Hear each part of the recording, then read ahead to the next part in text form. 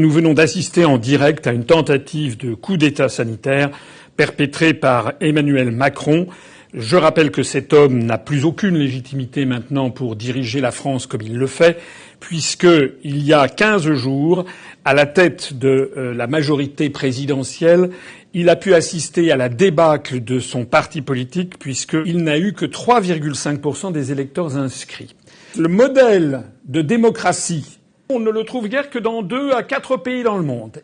Les 4 États avec lesquels la France va pouvoir désormais être comparée en matière de défense des libertés publiques. Je voudrais dire ici à tous mes compatriotes plusieurs choses. Premièrement, nous devons tous faire pression auprès des députés et des sénateurs pour empêcher que le programme annoncé par Macron soit voté, puisque c'est quand même des lois dont il s'agit, et les lois sont votées par les députés. Pour le reste, j'invite tous les compatriotes à faire comme je vais faire, c'est-à-dire à désobéir autant que faire se peut aux injonctions de Macron.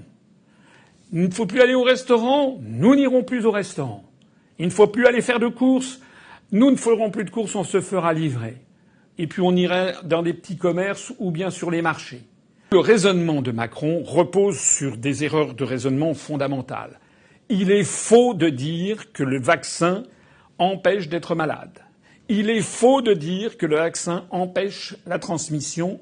Et il est de plus en plus faux, il apparaît comme de plus en plus faux de dire que le vaccin éviterait même les cas les plus dramatiques. On voit d'ailleurs le nombre d'effets secondaires lentement mais régulièrement monter dans les statistiques, avec un nombre de décès de plus en plus significatif.